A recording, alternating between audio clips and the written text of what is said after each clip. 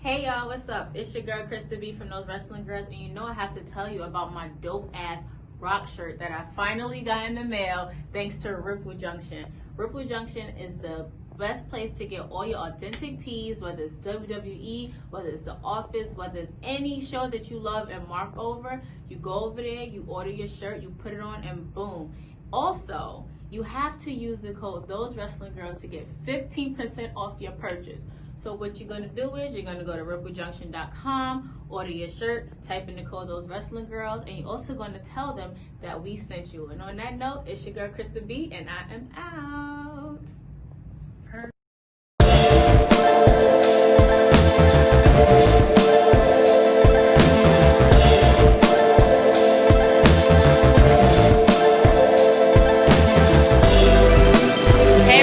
What's up? We're back. It's Those Wrestling Girls. It's your girl Krista B and Queen PR. And today, if y'all know me, y'all know how much I love doing our Real Talk episodes. Like I love the spotlights that we do. I love the Did You Knows. I love the quirky ones that people never think about. But for the Real Talk episodes, these ones hit home for me. I feel like you can't really be a fan of something or hold a conversation about something if you don't call out its flaws and be real and transparent in these times and whatever you're a fan of. And today we're talking about the women champions in WWE. And literally right before I jumped on here, I was thinking like, if Sasha Banks would have lasted this long as a champion if there was no pandemic and if there was more females on the roster. I'm like, because I don't feel like she would have. Yeah, I think about that sometimes too. Like a lot of things that happened in the women's division in the last year, especially since like that happening if it wasn't a pandemic, if WWE didn't have to get creative with what they were, like you said, roster and stuff. Although I am very grateful that we were able to like experience the golden role models and them holding all the championships. And I don't know if and otherwise because we don't have that crowd reaction, so we don't even know. We're on wrestling Twitter, but that's always majority. So I do sometimes wonder like how the crowd would react to some of the storylines that's been happening in the past year or so. Right, me too. And it's crazy because being that WWE edits their sounds, their audio, like. It's good to hear what a crowd would sound like if, we were allowed back at the arenas and stuff. But at the same time, I see their faces on the screens and sometimes it doesn't correlate and it doesn't translate well. It doesn't match. For me, the golden role models, it was good, it was okay, but it was just like, I was feeling like, you're right, we see them all the time. Like, can we have anybody else come? Like, why do we need Sam? And they were actually so good at being bad that they almost like this had me liking Lacey Evans.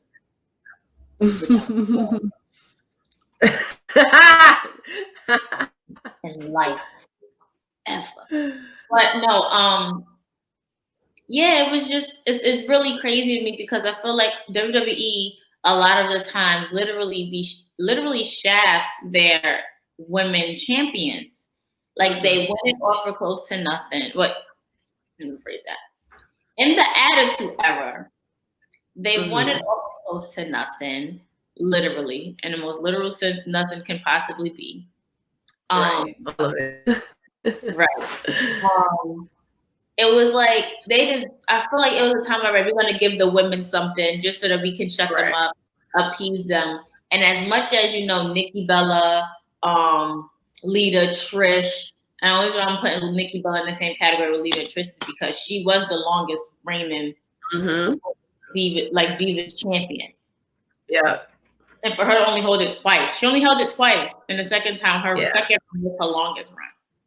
To Charlotte Flair. Like I just felt like as much as they tried to turn diva into a positive connotation, it just never gave it that. Like, I was really upset that Charlotte was a Divas champion. Or she It didn't don't give feel right. vibes. It didn't feel right at all. Like, so when that title exchange happened at WrestleMania and she became women's champion, it was like, oh, it's in its rightful place. Not on Charlotte per se, but its rightful place for these females of this era because of the fact that these are actually women wrestling instead of women sitting around in bra and panties and tussling all over the damn mat.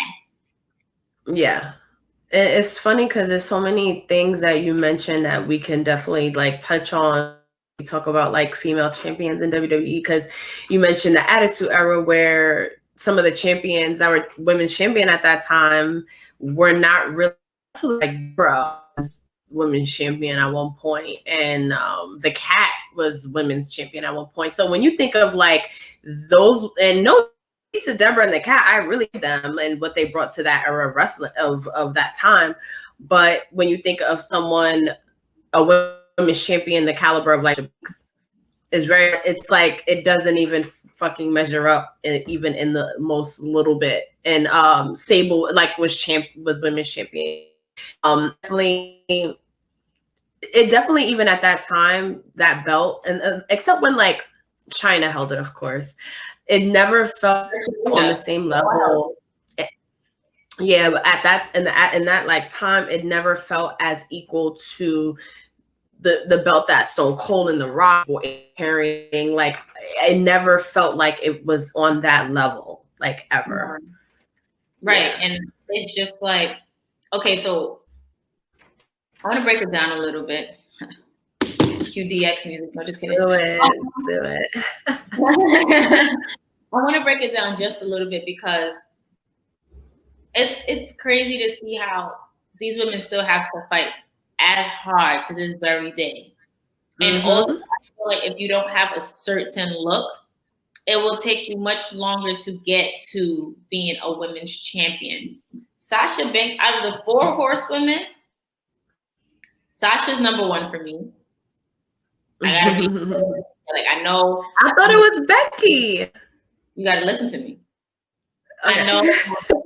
And like, but when it comes to athleticism, Becky wasn't on that level as Sasha.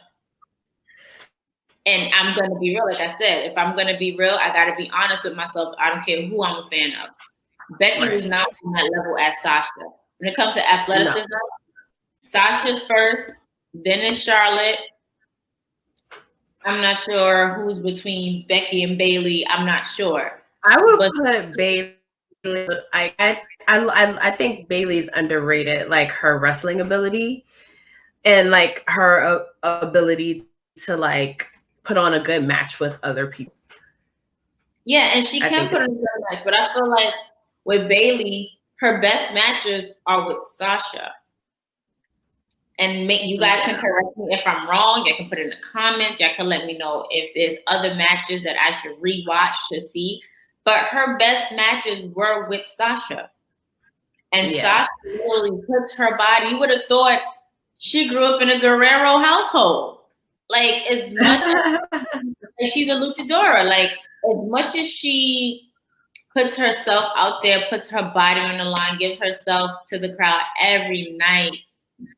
And for every time she wins a championship, she only holds it for between 3 to 5 business days. Like, I'm just so confused. Yes. Oh my God.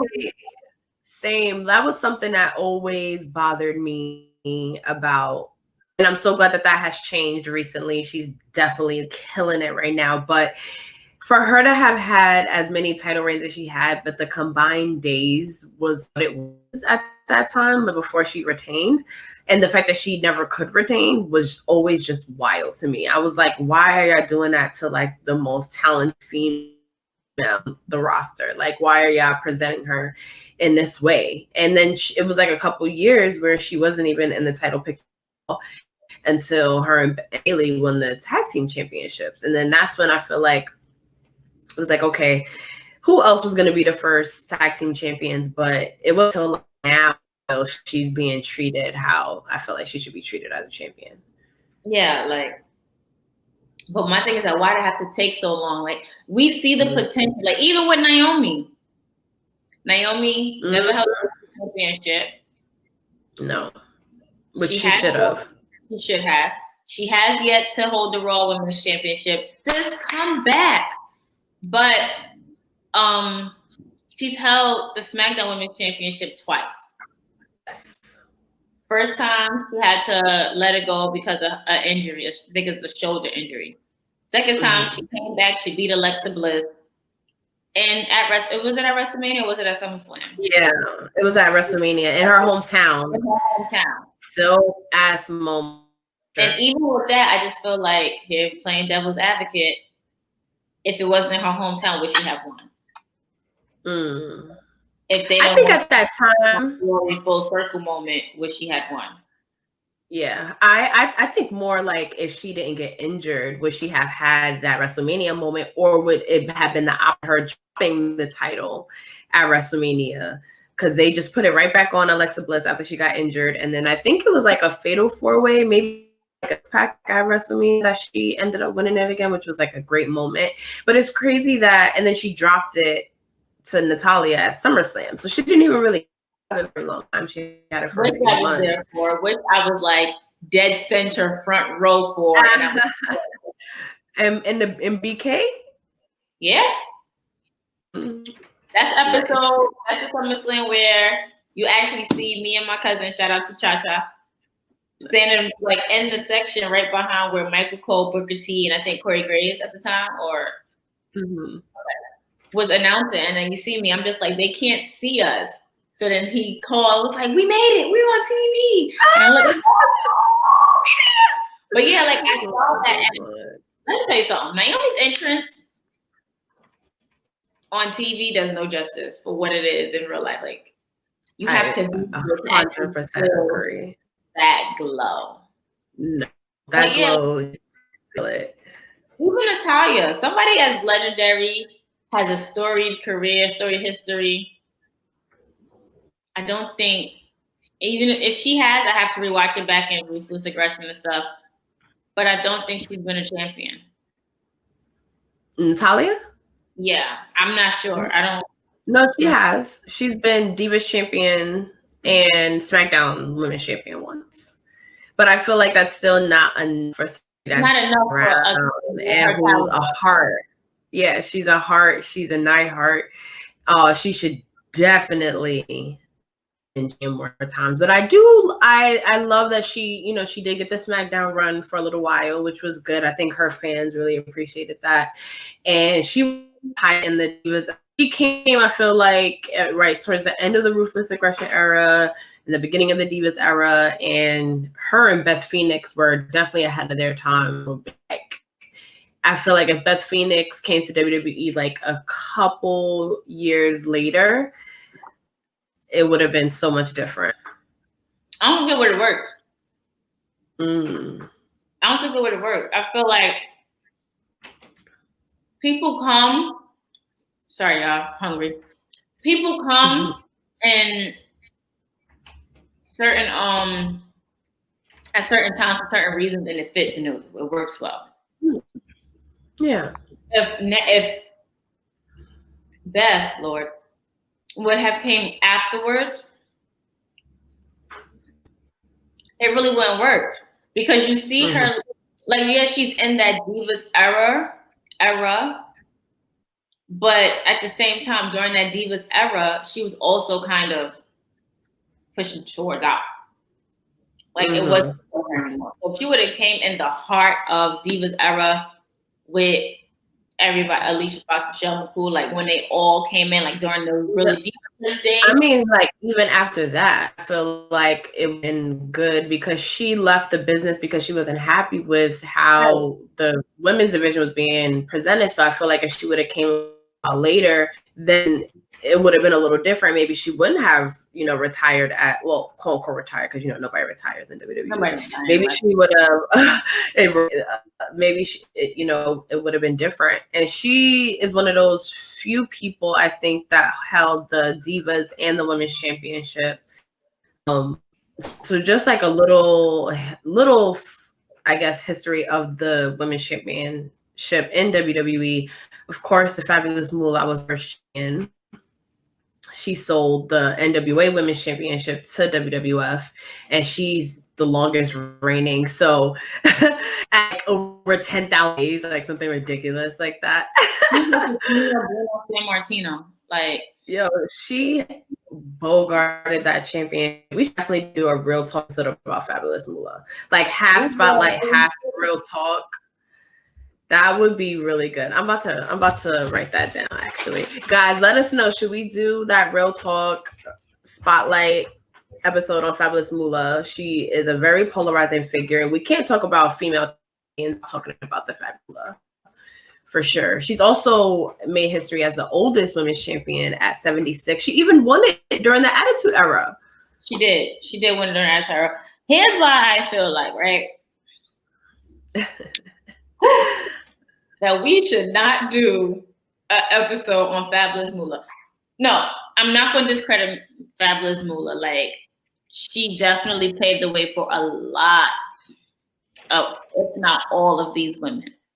However, she definitely made space for female wrestlers during a time where people were not trying to give them any type of time. Right. However, we both saw a dark side of the ring. Mm-hmm. We both be on wrestling Twitter.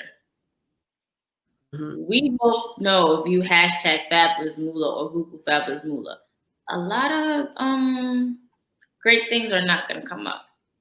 We both, That's why it needs to be a real talk, so we could like really talk about the issues, because there's racism, there's sexism, there's so much to talk about. Because on the other note, did Fabulous Moolah do anything different than male promoters in that time? Of course not. So it's like, you know, so it'll be an interesting real episode. talk. Spotlight, yeah. No. Yes, yeah. Got you. Spotlight, no. Real talk, yeah. Because it needs to be said. Like, yes, this woman was a great stature. She had a great, resume. She just down third, but her life wasn't always as clean either because of the fact of the things that she did behind the scenes to these women. It was completely wrong. But as you said, the male promoters were doing it too. Mm-hmm. And it was no way like these promoters were being chastised and cast out or whatever. Like, and reading, what was it? What's the book we were reading? The Sisterhood of the Squared Circle, I think. Yes.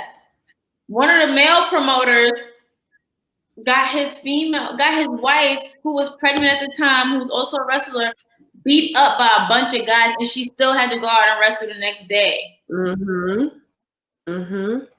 The women were definitely treated like crazy, but like you said, there's a lot about when it comes to Fabulous Moolah. There's a lot to unpack with Fabulous Moolah. Yeah, it is. So in 1984, when WrestleMania era kind of kicked off, and that's when Wendy Richter was champion, and she was like the young, fresh,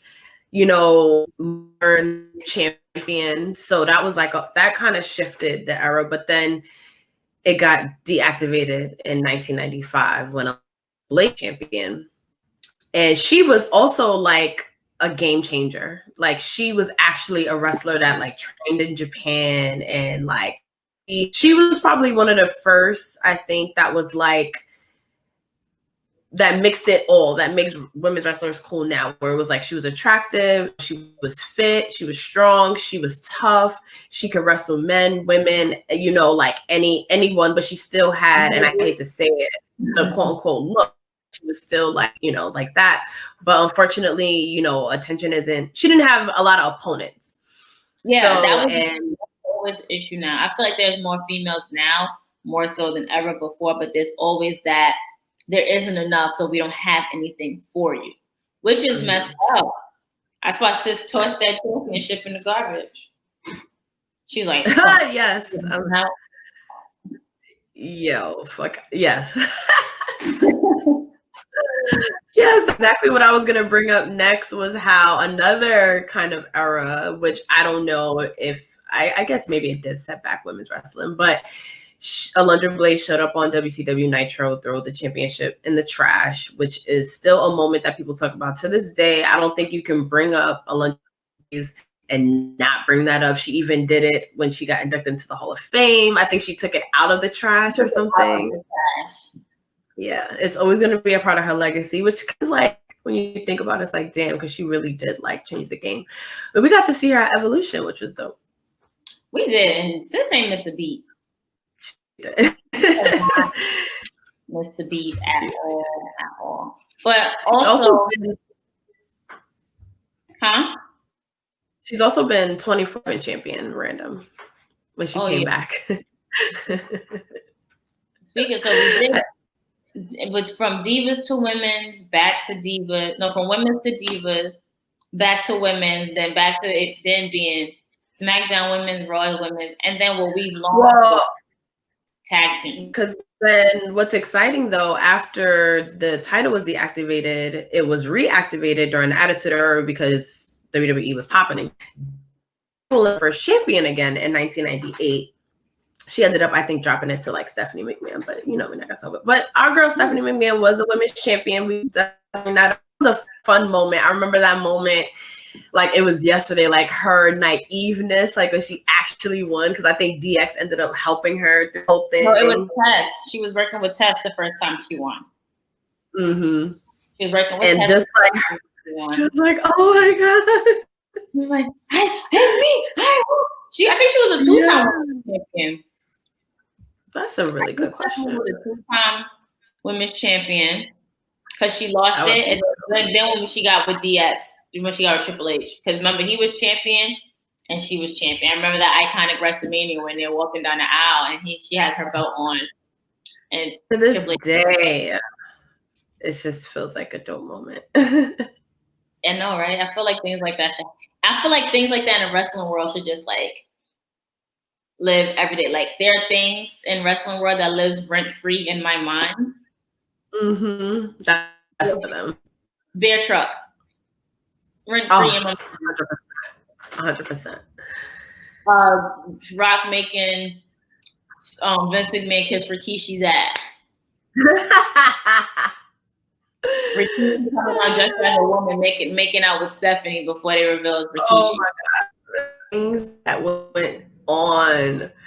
There's so many random things in the Attitude Era that I feel like no one could like ever forget, because it's like this will like literally never. My favorite vignette from The Rock when he was mocking Undertaker, Kane, Stone Cold, Kurt Angle. Class 10 and everything. Like, top 10. It was like he had to be there. And then it was like when these women became champions, right? The sexualization went into overdrive. Mm-hmm. When Trish was champion, she had a segment with The Rock where she kissed him. Don't be kissing my man, sis.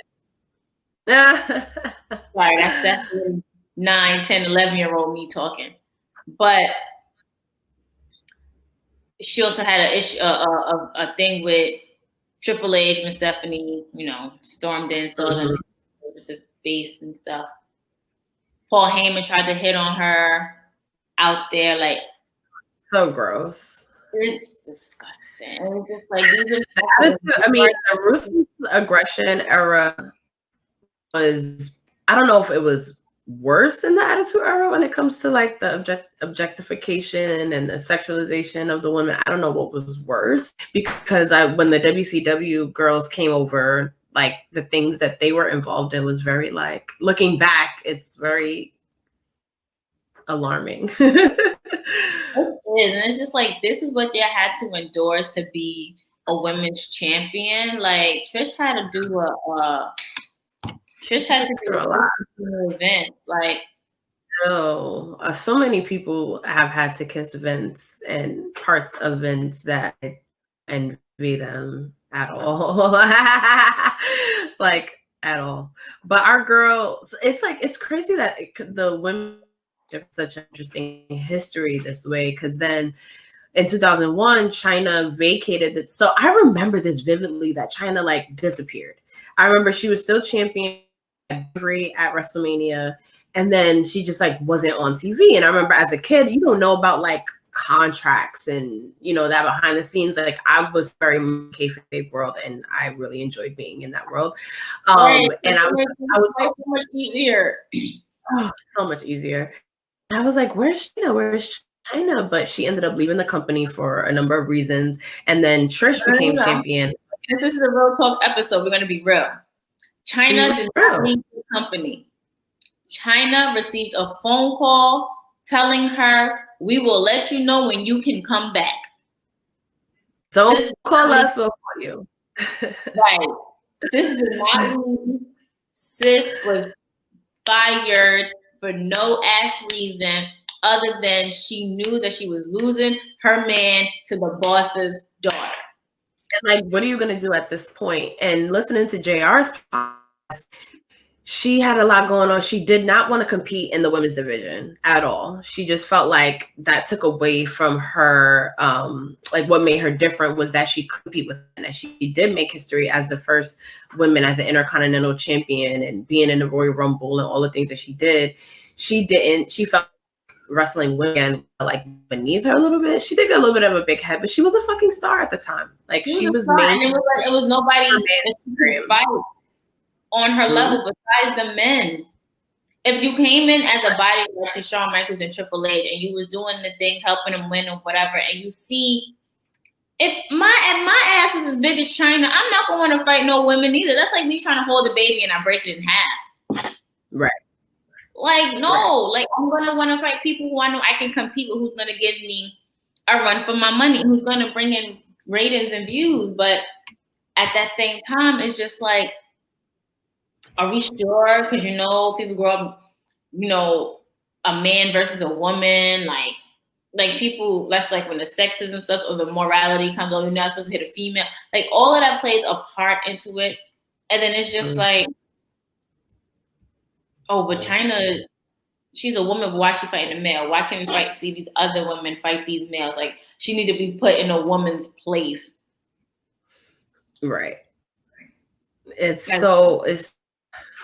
bonkers. But in the Ruthless Aggression era, I think should get more credit though, because there was really good championship feuds like with Jazz and Trish. Shout out to Jazz, who was champion before.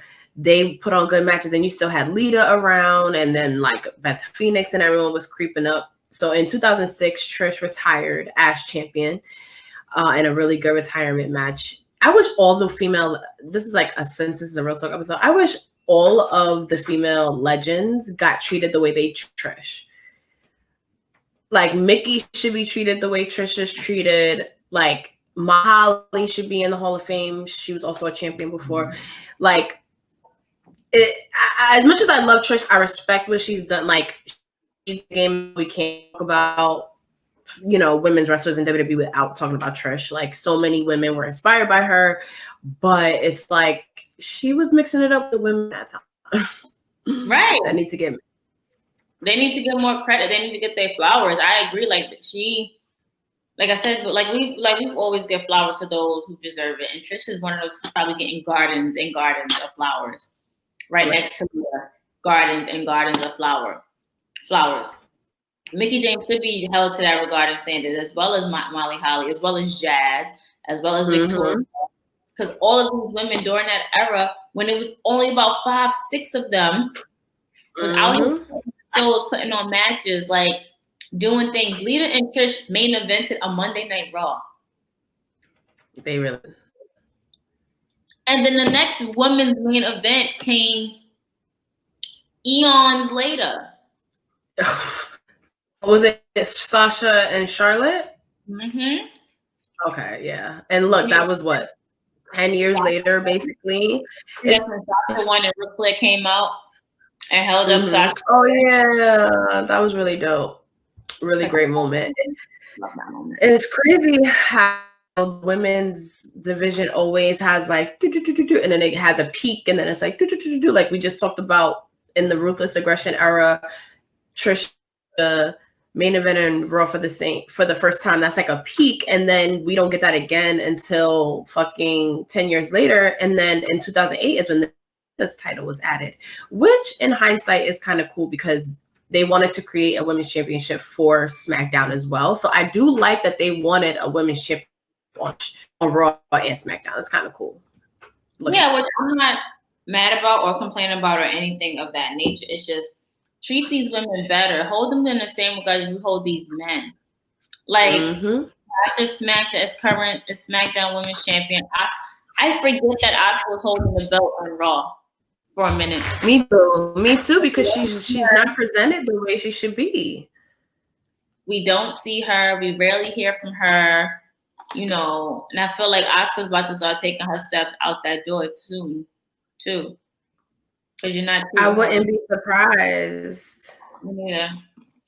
I really be surprised. And she was Asuka was definitely on the list to talk about because of just how she's championing someone with the talent and the pedigree like that Asuka comes with, to the point where it's like, if you have a match with Asuka, it's a big deal. Asuka, a big deal. But when she holds the belt, I feel like she's never given the same, due as I call it the Becky push. When Becky was Raw Women's Champion, she was treated like the male champions, like the Drew McIntyres. Like, she opened Raw, had multiple wins. She, they pushed fucking Becky to the moon, like to the point where I got sick of her because I was just like, okay, like, you're right. There's other people, but why are other female champions never presented that way? And Asuka should definitely be one of them. I think they're doing a good job with Sasha, not on the same level. I agree. And now it's like, when you look at somebody of Asuka's caliber compared to Becky's caliber. Not saying that Becky's not good. I swear after we get off this... she's amazing. I swear after we get off this, I'm going back to September 2019 and watch that feud between Bayley, Sasha, Charlotte, and Becky. Yes. Even though I want to watch the whole evolution of Becky, but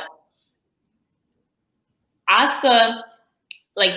fans were raving and going crazy wanting Asuka to come over to WWE. Started off at NXT, had some great feuds, especially with Ember. It was amazing. Then you come up to the main roster and it's just like,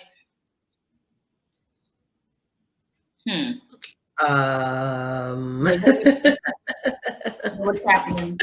Why would you? And I'm just like, is it because she doesn't speak English well? Are they trying to use that way for her? You want to know and you want to break down, you want to dissect all these issues. Right. And at the same time, it's just like, how do you... I know these women, like Sasha Banks, when Sasha ended Paige's career by accident, that's when her downfall started to come. Yeah. After she lost them tag team titles at WrestleMania, sis ain't come back till SummerSlam. Or after SummerSlam, whatever happened.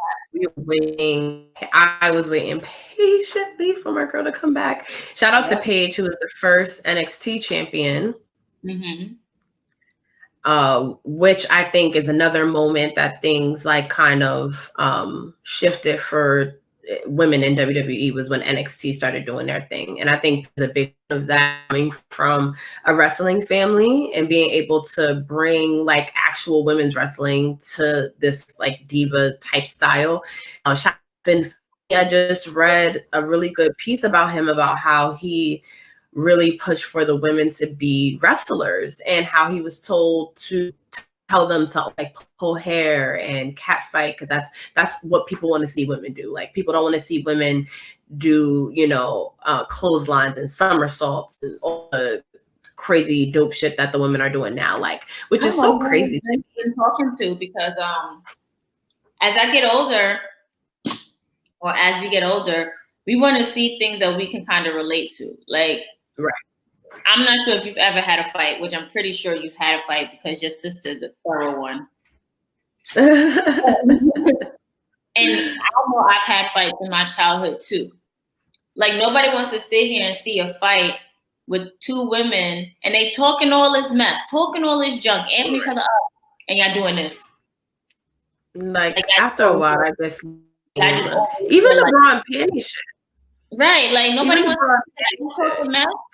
I'm gonna back up my words. Even if I lose, I know my hands work. Right. And that's what you want to see. Like representation matters in all shapes, forms. You understand? Like it's not color is being a woman is the best representation you could get. And then when you have a woman who looks just like you, woman of color, whether you're Hispanic, whether you're African American, whether you're Filipino, whether you're from Asia, like there even white women, the representation matters and it's there. So when you have a woman, a person who looks just like you, and on top of that, they're actually fighting and helping you relieve the stress that you really can't relieve because you can't physically put your hands on somebody, and it helps through you watching that. Because to be honest, if I was still in Divas era and that's somebody that I wanted to fight, and I'm like, nah, I'm gonna just watch my girls beat each other up. Like I cannot see Bianca Belair rolling around in an evening gown match or bra and panties match and think that I'm gonna be okay. Like, no. Me or enforce me to go beat up the person I said I didn't want to beat up because I was trying to watch somebody else get beat up on TV. Right, exactly. I'm so glad you brought up Bianca Belair because she represents like somebody that's strong, somebody that's powerful, someone like a woman that holds these characteristics that we are like celebrating her for now. Like of WWE, she's the strongest, she's the fastest. She definitely needs to be champion one day. But I can't help but think about Ronda Rousey because I think that's another just shows you the evolution of like Deborah. No shade to Deborah because I used to love her. She was women's champion, but then you have a fighter in Ronda Rousey who held a women's championship in WWE. I feel like, people could talk as much mess as they want about Ronda Rousey, how she was presented in a short year she was in WWE, but that is a game changer having her on the roster. Like that really said a lot about the women that were in WWE at the time. I just had a fucking epiphany. Ooh. If Ronda Rousey comes back at Royal Rumble, is that this Sunday? Is that tomorrow? No, that's next Sunday. Ooh, okay. Ooh. Yeah, I was like, wait, oof. Getting my bearings together because if that was tomorrow, but no, like you're right. People do shade at Ronda. Oh, they're only giving her title because she came from UFC and da da da. Go back and watch tape. Ronda's very first match to her very last match, nothing was, and all those matches in between, nothing was the same. Nothing. There was no same moves, no couple of arm drags, arm bars, cool. Yeah. Ronda really showed up and showed out. No, and because she really did. Platform, especially over all the other women, I can see why people are only doing it because she's in UFC. Because of how quickly she accumulated it, opposed to everybody else who's still, trying to find their way and figure it out and see what they're doing next. Like we're seeing these people evolve in front of our eyes. Liv Morgan and Ruby Riot Squad. We're seeing. I would love to see tag team belts around their waist. Billie Kay and Peyton Royce. As much as I hated the Iconics, I see how Peyton Royce is literally maturing and moving and stuff. And even though Billie Kay is still more the comedic one, I know that there's something out there for her that she can literally prove herself on. Right. And we have to find this entertainment with these class of women in NXT when Raw and SmackDown were here first. Not saying that I don't appreciate the athleticism of the women in NXT because let me tell you something. They are amazing. Rhea and Raquel. There you go. I was glued. I couldn't take my eyes off of it. I didn't even want to blink because I thought I was gonna miss something. That is what you love to hear when people are talking about. Exactly. So for the Rhea, she was a champion. You lose the belt to Charlotte, who came down from Raw to fight you. I'm trying to make it make sense. Right. These women champions do not get the credit and the flowers that they deserve, and it's beyond fucked up. And it's fucked up as I keep going back to the Becky push, because before that Becky push, it's like, okay, they just don't treat the women's champions like in the same. But then like, we now have evidence WWE can push female champions that way, because we've seen it with Becky, who was champion for over a year. Going back to the history, because I would definitely want to get back to Becky, because she was the first SmackDown Women's Champion. In 2010, the Women's Championship and the Divas Championship unified. And then in 2013 is when the NXT Women's Championship was introduced. So I feel like starting in like 2010 is like kind of when things started gearing towards where they are now, because then in 2016 is when Lita presented the Raw Women. Well, it wasn't the Raw Women's Championship at the time, it was the WWE Women's Championship. Yeah, and Charlotte was that first. She was Divas Champion, and then she became that champion. Then later that year, Becky became the first SmackDown Women's Champion. And then in 2019 is when the Tag Team Championships were introduced. And now in 2018, the NXT UK Women's Championship. So now they're, it's covered. Like the women's division is looked at in a different way. I highly any of these championships will ever be vacated or discontinued or whatever. Like we're there. So now back to Becky. She also history as the first double champion at WrestleMania, SmackDown, and Raw Women's Champion. How do you feel? Although that was about that moment. About that moment. Yeah. That moment. And I always say this, I don't think I screamed louder for Becky than in that moment. Mm-hmm. And we all know I have the lungs of life. If the last part of the women's field return, I screamed louder than that. I screamed myself a headache that lasted for 2 days. Oh my God, that was the longest week ever.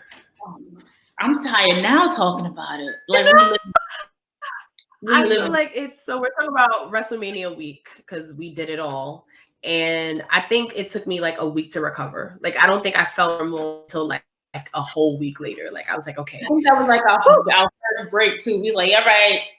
I was like, I can't talk about wrestling anymore. I recorded our week and was like, okay, I need like a couple weeks. But watching that moment, and let alone making history. Let's forget about her being 2-time champion. And now for a second, these women made history at WrestleMania. Women never main evented WrestleMania. Mm-hmm. And for these women to sit and main event WrestleMania, and for Becky to become Becky 2 belts, and for they put on the matches. I was out there, okay. I was shivering. I was freezing, buying $6 worth of $6 hot chocolate, Dunkin' Donuts. Yeah, like I was freezing. I was texting Lou. Lou was there. I saw him when he was there. Hey, what are you? It's indescribable to see these women. Mind you, they were all champions at one point or another. Yep.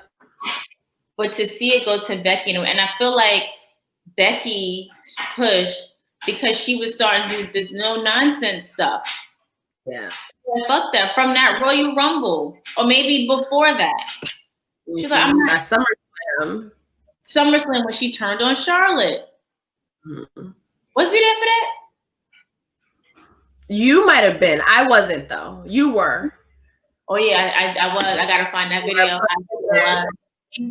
Went to I think Raw the next night or something like that. Yeah.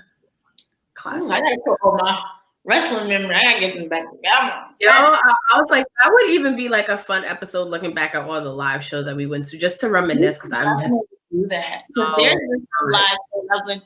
I think my first live show that I went to, I was like 23. was a birthday gift. My cousin bought me. Oh, It was a birthday gift. nice. I think it was like 23, and I'm just like, oh my god, I'm in Madison Square I Garden. know. But at the same time, it was just like, I should have been here at 9, 10, 11. You know, like, Yeah. I swear, if I went to a show during Attitude Era, I would have been a wrestler. I would have been a wrestler. I went to house shows. I never went to like a Raw, and I remember being really confused because it's not what I remember being like just very like what like vividly being like this stuff. It's not as scripted and stuff on TV. Like you get to have more fun with the crowd. Yeah, and it was before like social media and everything, so it was definitely a good time. We should do that episode in there, but I think this was we definitely need to do multiple parts of this Real Talk episode because we didn't even touch so many different things, but I think this was such a fun. Yeah, just scratch the surface. So I definitely love that we were able to do a Real Talk. So on our series, our Attitude Era series, we're in the middle of, at the time of recording this, we're in the middle of our Ruthless Aggression. So I'm so glad so I'm glad that we are kind of switching it up. We've been doing a lot of episodes. People really enjoy our Real Talk episodes. So please give us your feedback on this episode. What do we need to still cover as far as women's champions, WWE for the next episodes? And yeah, thank you for tuning in. Yes, thank you, people, with this idea. Like this is a dope ass idea. I really appreciate talking about this. You have anything you want to say before you know?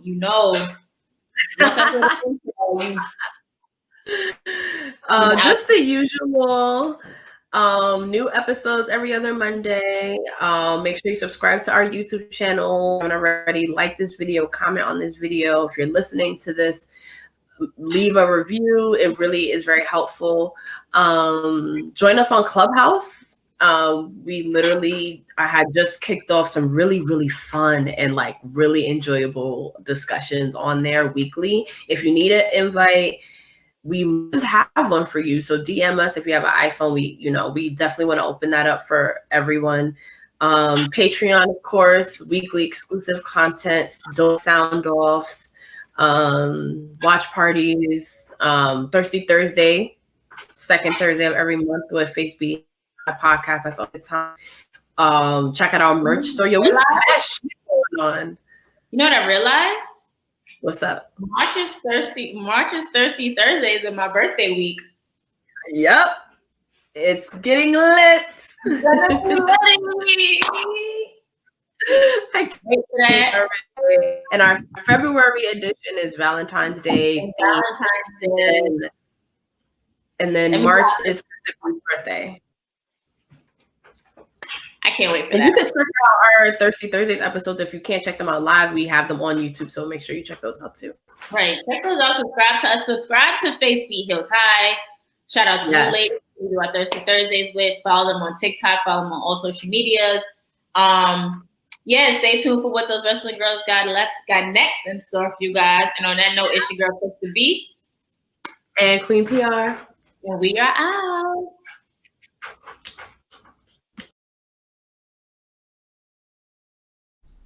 Hi everybody, it's me, Queen PR, one half of those wrestling girls, and I'm here to remind you that we dropped our very first capsule collection to celebrate 2 years of those wrestling girls. It's our Attitude Era themed. It's only going to be available for a limited time only, so make sure you check it out. We have a hoodie, t-shirt, mugs, and a little bit more, so make sure you check that out, and thank you for supporting those wrestling girls.